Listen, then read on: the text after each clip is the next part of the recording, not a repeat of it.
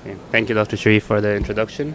I'm going to start my presentation and giving you an update on the management of fungal keratitis.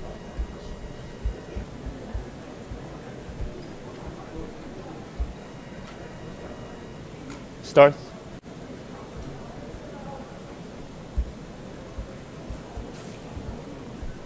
I have no financial interests. So fungal keratitis is a severe corneal infection, and in a large review published in the Lancet,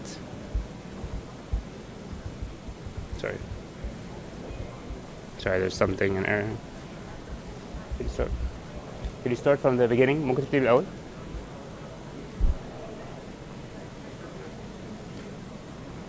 Okay, we'll try again.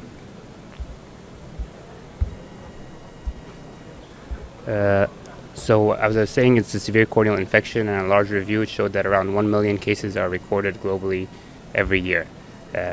Mostly these cases are in tropical areas such as Asia and also in Northern Africa.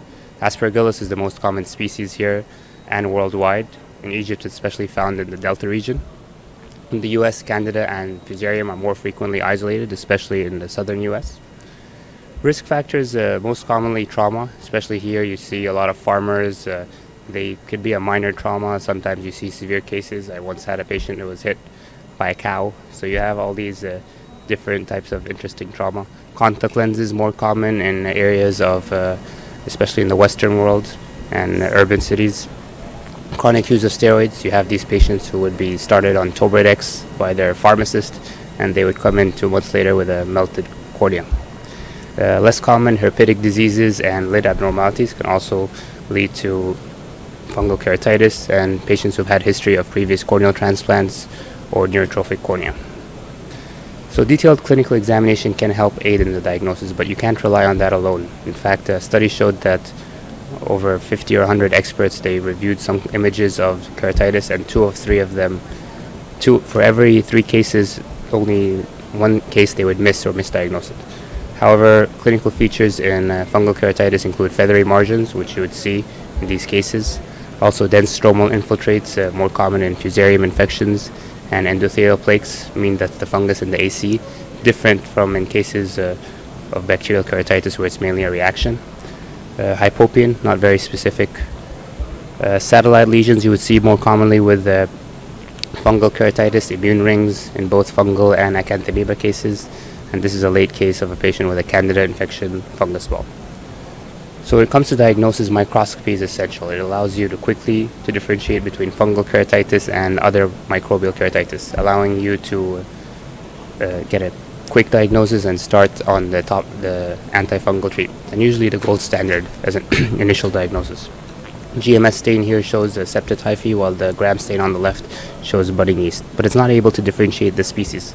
So it's important to get cultures, as culture can grow candida, as in this case is a blood culture showing growing candida, or Sabarodes dextrose, which is more specific and can differentiate between different filamentous fungi. However, it's challenging to get these in private practice and in rural cities, rural communities, and also it takes at least 3 days to grow, sometimes 14 days to grow a fungus. In terms of treatment, amphotericin is the first line for candida, not very easy to find here in Egypt. Natamycin more commonly used and the first line of treatment usually. However, sometimes there's shortages, and it's effective against filamentous fungi. Voriconazole, although expensive, it can be prepared and effective against both fusarium and candida. In terms of medical treatment, systemic antifungals, there's no controlled studies that have shown a clear benefit of adding systemic therapy. They are recommended in cases of deep ulcers and where there's AC involvement or more than 5 millimeters in size. This is mainly due to the poor penetrance of the topical treatment, and that's why doctors suggest adding a systemic medication to be able to reach the deep areas where the topical medication might not. Fluconazole and voriconazole are available here. Intrastromal and intracameral injections can be given. They can be prepared. Vori and amphotericin are used, and these are for more advanced cases. In terms of trials, there's not a lot of trials with fungal keratitis. However, one of the most important trials in the past decade is the MUT trial, the mycotic ulcer treatment trial, out of India, and it's a joint project between LV Prasad and San Francisco. It showed that natamycin was superior to voriconazole for filamentous fungi. However, it also showed increased resistance to voriconazole. A few years later came the mycotic ulcer treatment trial 2. How it showed that there was no benefit in adding voriconazole to topical antifungal agents. However, it's important to note that this study was mainly in the patients were all in India. More recent, the same group came up with the topical systemic targeted therapy protocol. So in these cases, they all had filamentous fungus diagnosed with microscopy, topical natamycin. If there was no improvement in 7 to 10 days, they would add another drop, usually voriconazole.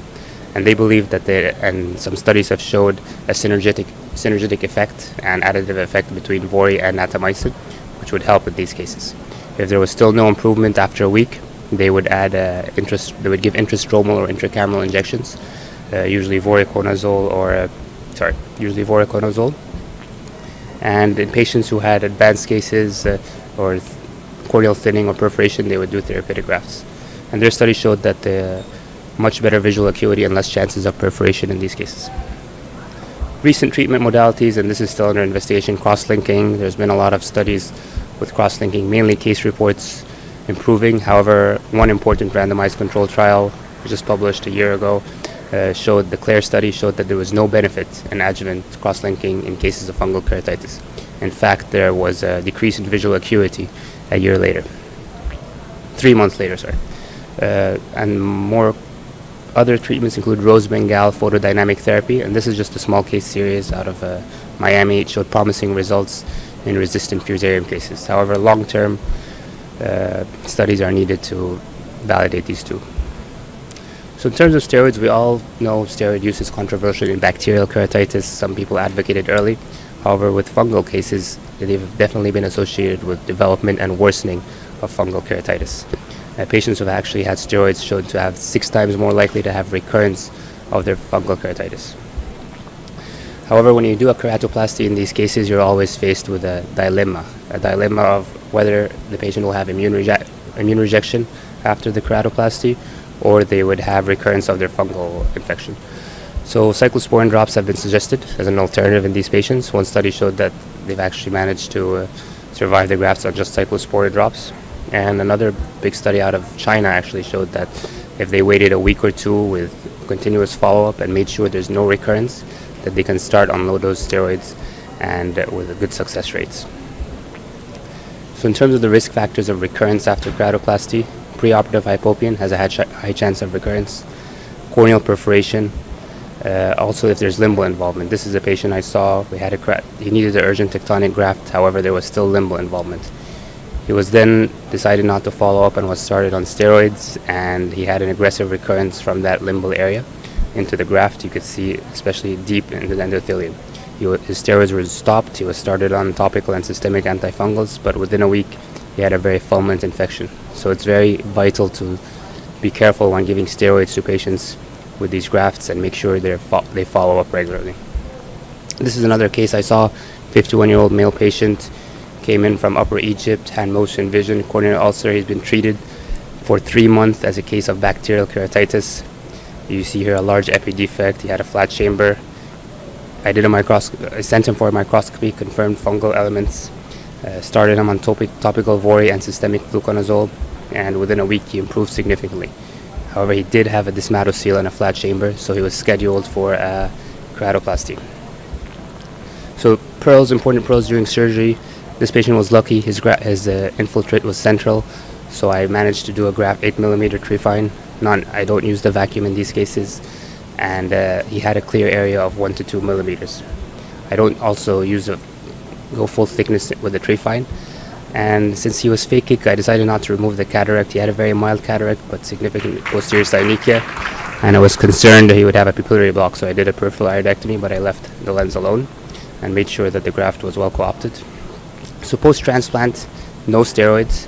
I continued him on the topical and systemic antifungals for at least 2 weeks, and with the regular post-keratoplasty drops, moxifloxacin, optic saline, no steroids. And then after 10 days, he was a reliable patient. He followed up. He was close to where I worked. He came every 2 days.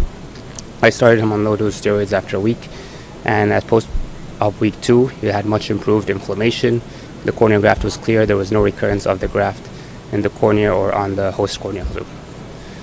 So to conclude, as I had mentioned, fungal keratitis affects more than 1 million patients. 75% of them lose vision. They could sometimes lose their eye. These cases can be debilitating. Early management and diagnosis is important to have less chance of complications and better visual outcome.